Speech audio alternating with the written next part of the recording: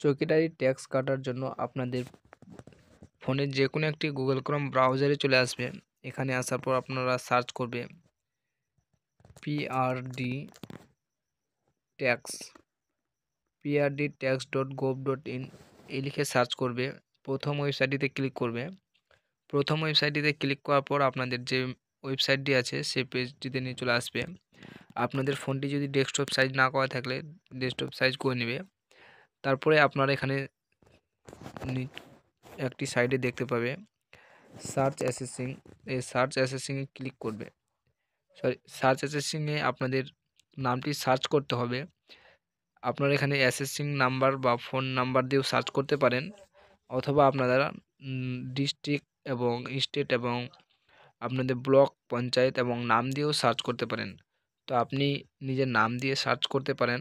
তার জন্য আপনাদেরকে এখানে প্রথমে ডিস্ট্রিক্টটি সার্চ করে নিতে হবে। আপনার এখানে ডিস্ট্রিক্টটি সিলেক্ট করে নেবে।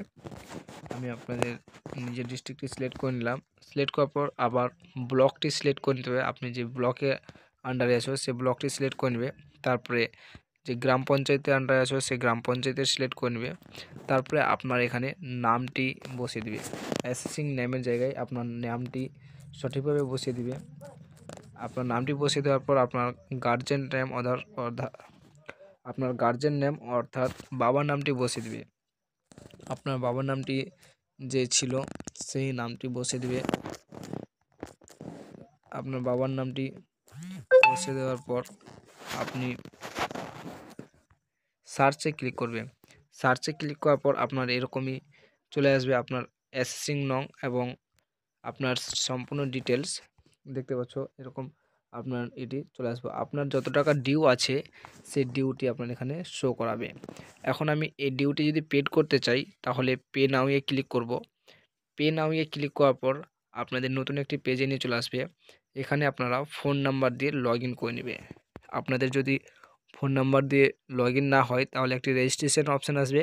সেই রেজিস্ট্রেশন ক্লিক করে আপনারা রেজিস্ট্রেশন করে নিতে পারবে। তো আমি যেহেতু ফোন নাম্বার দিয়ে আমার লগ ইন করা আছে একবার, তার জন্য আমি আবার লগ ইন করে নেব। ফোন নাম্বারটি বসিয়ে দেবো এখানে। ফোন নাম্বারটি বসিয়ে দেওয়ার পর লগ ইন নামে ক্লিক করব।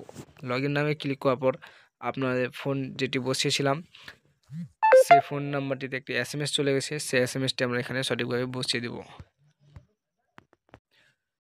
সঠিকভাবে ওটিপিটি বসিয়ে দেওয়ার পর ভেরিফাই ওটিপি ক্লিক করবে। ভেরিফাই ওটিপিতে ক্লিক করার পর একটু ওয়েট করে নেবে। ওয়েট করার পর আপনাদের এরকমই চলে আসবে। আপনি যতগুলি এখানে দেখতে পাবে পেমেন্টের অপশানে আপনারা নিচে চলে আসবে একটু পেমেন্ট করার জন্য। এই সব ঘরটিতে আপনারা ক্লিক করবে। এই ঘরটিতে একটা একটা করে ক্লিক করবে। প্রথমটিতে ক্লিক করলাম, দ্বিতীয়টিতে ক্লিক করলাম, তৃতীয়টিতে করলাম, তারপরটিতে করলাম। সবটিতে ক্লিক করার পর পে নাও এ ক্লিক করব। পে নাও এ ক্লিক করার পর আপনাদের পেমেন্ট মোডটি চলে আসবে। তারপর আপনারা এখানে পেমেন্ট অপশানটি ক্লিক করে দেবে। এখানে ক্লিক করে দেওয়ার পর আপনারা যেখান থেকে ইচ্ছা আপনারা সেখান থেকে এখন পেমেন্ট করতে পারেন। এখানে PhonePe, Google pay, Paytm, UPI অর্থাৎ আপনারা যেখান থেকে ইচ্ছা সেখান থেকেই পেমেন্ট করতে পারেন। আপনারা সিলেক্ট করবেন যেটা থেকে পেমেন্ট করতে চাও।